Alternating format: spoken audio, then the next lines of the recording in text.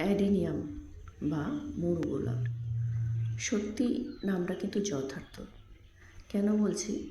কারণ যেমন এর সৌন্দর্য তেমনই কিন্তু সহজভাবে এটা হয়। এতটা সহজভাবে হয় যে এতটা সহজভাবে অন্য কোনো ফুলের গাছ হয় বলে আমার অন্তত জানা নেই। আজকে আপনার সঙ্গে এটাই শেয়ার করব যে এই গাছটিকে কত সহজে আপনারা করতে পারেন।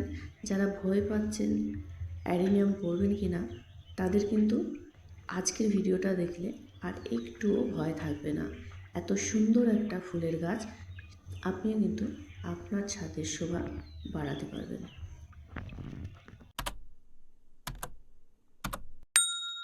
আসসালামু আলাইকুম বন্ধুরা, নাচ গার্ডেনে সবাইকে স্বাগত জানাই। আমি নাজমা আপনাদের সঙ্গে আছি।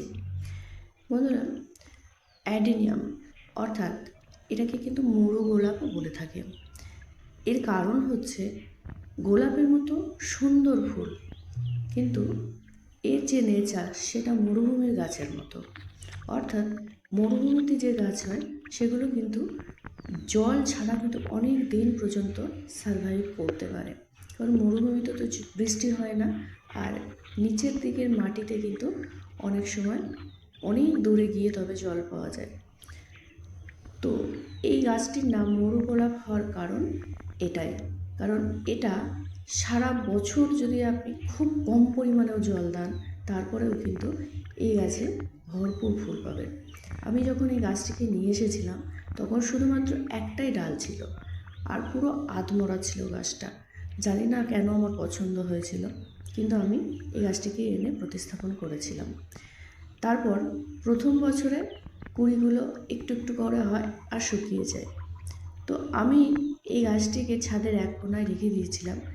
আমি গাছটিকে জল দিতেও ভুলে যেতাম, সার তো অনেক দূরের কথা। তো কখনো কখনো যদি চোখে পড়তো একটু হয়তো জল দিলাম, খুব সামান্য দিয়ে ছেড়ে দিতাম।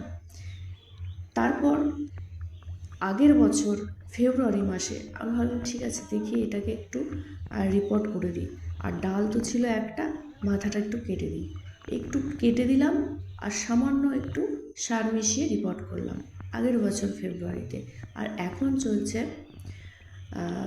এপ্রিল মাস, এটা পরের বছর, এক বছর পর। পুরো এক বছর পর দেখলাম যে পুরো মাথাটা সুন্দরভাবে ঝেপে গিয়ে প্রত্যেকটা ডালে ডালে কিন্তু কুঁড়ি আর ফুল কিন্তু এসে গেছে। তখন আমার নজরে পড়লো এবং ওখান থেকে গাছটাকে বার করে আনলাম। তো সত্যি এর যে সৌন্দর্য দেখে আমি মুগ্ধ। অর্থাৎ আপনি যদি এই গাছটার জন্য শুধুমাত্র ফেব্রুয়ারি মাসে একটু পরিচর্যা করে দেন, আমার মনে হয় ওই পরিচর্যাতেই আপনাকে সারা বছরই এই গাছটি ফুল দিতে পারে। যেটা আমাকে দিচ্ছে সেটা আপনাকেও দিতে পারে। তবে হ্যাঁ, যদি এটা আমরা আরও একবার মাঝখানে খুব সামান্য একটু হার্ড খাবার দিয়ে দিই, তাহলে কিন্তু গাছটা অনায়াসে সুন্দর একটা আকৃতি ধারণ করতে পারে এবং সেখানে কিন্তু ভরপুর ফুল দিতে পারে। প্রত্যেকেই একটা করে অন্তত অ্যাডেনিয়াম গাছ করুন।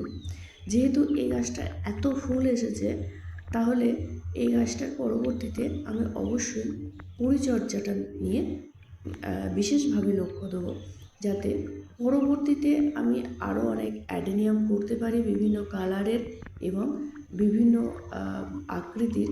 কারণ অ্যাডেনিয়ামের যে স্টেমগুলো সেগুলো কিন্তু খুব সুন্দরভাবে তৈরি করা যায়।